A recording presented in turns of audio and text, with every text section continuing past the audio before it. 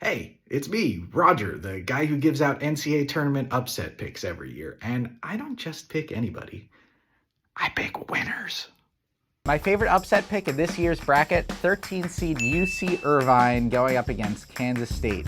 The 13-seeded UC Irvine Anteaters. My favorite pick in the entire tournament, the Ohio University Bobcats. Fouls and the Bobcats have done it. North Texas Mean Green. And it's the Mean Green Wrecking Machine. If you're looking for upsets, you look at the mascots.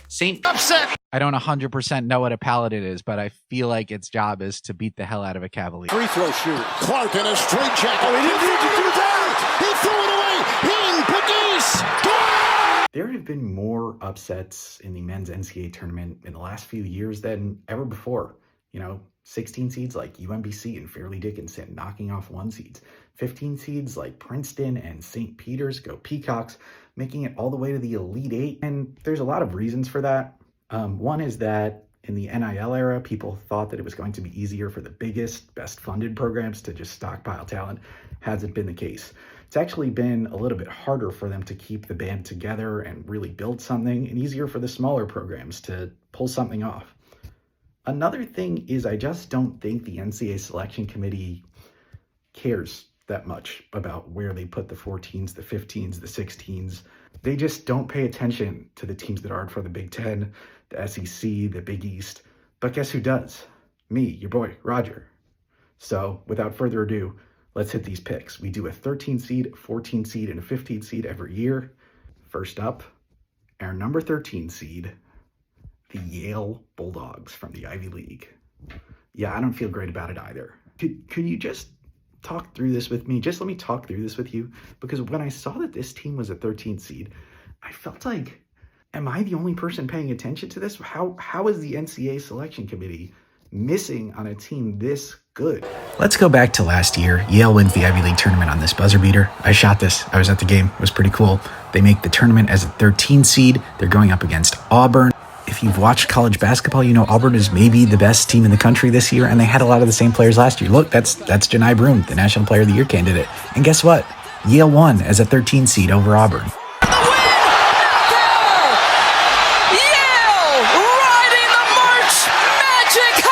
So maybe you're thinking that was last year. Well, guess what? Yale is better this year. Last year, they were ranked 90th by Ken Pomeroy. They were second place in the Ivy League. They went 11-3. This year, they're 73rd. They went 13-1 in the Ivy League. But what really intrigues me about Yale is actually a stylistic element of how they play defense and how that's going to factor into their matchup with Texas A&M. These statistics, like most of the stats of this video, will be from KenPom.com. Ken Pomeroy, it's like the essential college basketball stats website. And what we're looking at here is 3-point attempt percentage on defense. How many of your opponent's shots are 3-pointers as opposed to 2-pointers? And Yale's is really, really high. 48% of their opponent's shots are threes. That's the 6th highest in the nation. It's by far the highest of any NCAA tournament team. And if you watch them play, you can see why. They're going to really pack the paint. Sometimes all 5 of their guys will be below the free throw line. They play a lot of 2-3 zone. You can see that here. Sometimes they'll just go under screens, be like, okay, go ahead, shoot it, see what I care. And sometimes that doesn't work. But they're playing Texas A&M. This is not a good 3-point shooting team. They are 31.1% on the year. I found 2 separate clips of this same guy coming off of screens and missing the backboard entirely. I didn't even have to look hard for him. We scroll out just a little bit. We can see that on that same leaderboard where Yale is allowing 48% of their opponent's shots to be threes, Texas A&M is also in the top 15 there. Their defensive game plan is to make their opponent shoot threes, just like Yale. Here's the thing. Yale is good at shooting. They shoot 38.5% as a team. That's top 10 in the country. They hit 13 of 23 3-point attempts to beat Cornell in the Ivy League championship.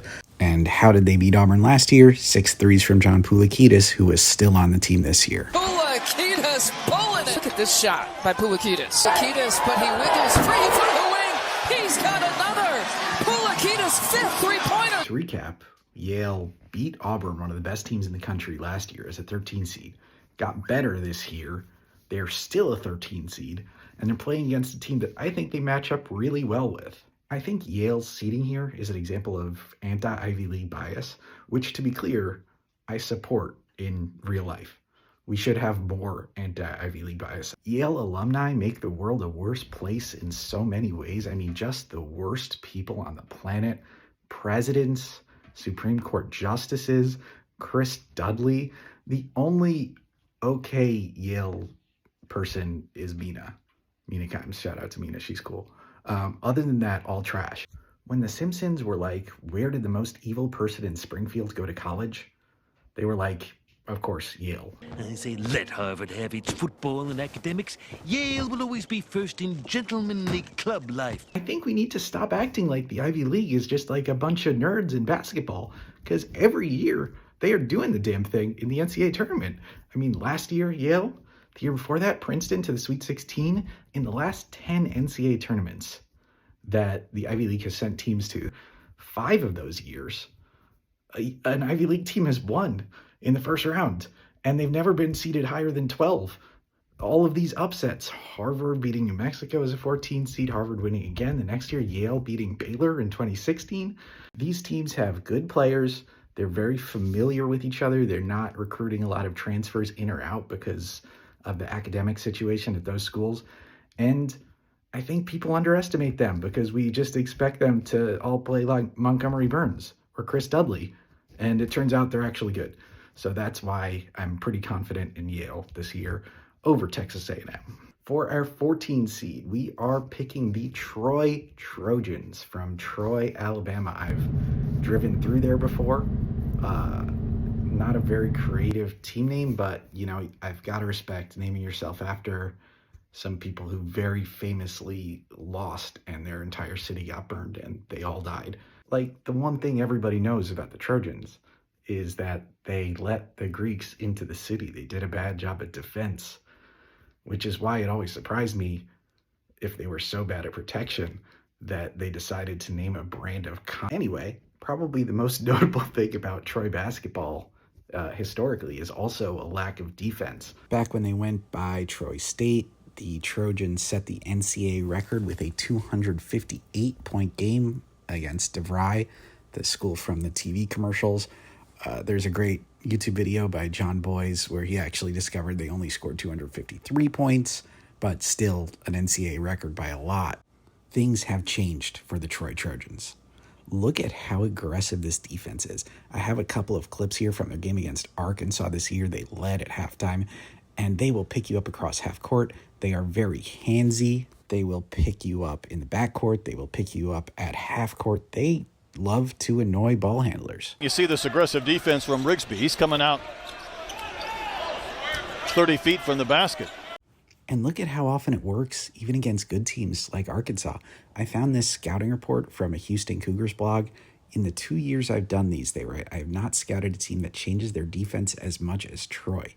They are 9th in the nation in steals per game. I got a couple more clips here where they create turnovers and score buckets in transition. The leader is Sunbelt Player of the Year, Tatum Connerway. Too easy a takeaway by Connerway. Connerway is 3rd in the nation in steals per game. He's got that dog in him. That dog in him is incidentally my dog, Tato. His name is literally in Tatum Connerway's name, which is, I mean, it wasn't a big factor in why I picked Troy, but it was a factor. I'm not going to lie. But the number I like the most is not the steals per game. It's minutes continuity. This is another stat from Ken Pomeroy. It's just tracking how many minutes you're returning from last year, more or less, how many of the minutes from this year are the same as your minutes from last year. But I've noticed in recent years, when teams do pull an upset in the NCAA tournament, they are almost always at the top of this list. The all-time leader in this category in Pomeroy's database is the Butler team that made the NCAA championship in 2010 with Gordon Hayward. Great place to start, but also a bunch of upsets that I've picked in recent years. Furman in 2023, they were 32nd. St. Peter's was 33rd. UC Irvine was 41st. Some other teams, Yale last year, they were 21st. UMBC, the 16 seed that beat Virginia, they were 24th. This Troy team is ranked 10th, higher than all those teams I just listed. They're extremely familiar with each other. That makes it easy for them to switch from all those defenses to defenses. They know how to play with each other. This is actually probably underselling how familiar they are with each other, because Troy has 2 sets of siblings. 2 of their starters are brothers, Miles and Marcus Rigsby. They also have 2 bench players who are brothers, Cooper and Kobe Campbell. Neither of them are twins. If they were twins, I would obviously pick them to win the entire NCAA tournament instead of just winning their first round game. So Troy is 10th in continuity. What about their opponents, Kentucky? Well, to find that out, we'll have to scroll down and down and down and down and down. They are in last place. They're in last place of the country. None of their returning minutes are minutes from last year because of their coaching change in the offseason. They went from John Calipari to Mark Pope. And, you know, I hate to bank on intangibles. I am a tangibles guy. I like data. I like analytics. And here I am talking about, like, the players being familiar with each other. But look at that list of upsets that I've shown you in recent years. Time and time again, it's the team that has a lot of experience playing with each other. And it makes sense. I mean, Kentucky is the better team. Kentucky's the better team, but they have 4 days to prepare for this kind of funky system, these weird defenses that they're not used to playing against. On the one side, you have all these guys who have been playing together for years. Some of them are literally brothers. They know exactly what the other players are going to do at any given moment. And then on Kentucky, you have guys who, even though it's been a year, they've never been in this moment with each other. They might have a moment of hesitation, not knowing what they expect their teammate to do. That coaches might not know which of their players they can trust in these situations. And maybe that one moment of hesitation is what changes the whole thing and helps the 14 seed pull off the upset over the 3 seed. And for our 15 seed, one of my favorite smaller college basketball schools, we are picking from Spartanburg, South Carolina, the Wofford Terriers. We love to see a non-standard dog mascot out there when you go into the other breeds. It worked for the UMBC Retrievers a couple of years ago. We are hoping it works for the Wofford Terriers. There are a lot of types of terriers. I met some of them at the Westminster Dog Show a couple weeks ago, but these specifically are Boston Terriers. Wofford used to have a Boston Terrier mascot. No sadder sentence in March Madness than they used to have a live dog mascot. I'm a realist. This is a 15 seed playing a 2 seed. There's a very slim chance of them winning. They're 20-point underdogs. But there is kind of a holy trinity of upset stats that I look for. The first we just talked about, minutes continuity. There's Troy number 10. Zoom out. Wofford number 11, baby. There we go. The number 2 thing I look for is a slow pace of play. The more possessions you play against a more talented team, the more opportunities that talent has to win out. You want to limit the sample size, play as few possessions as possible. This is such an important upset stat.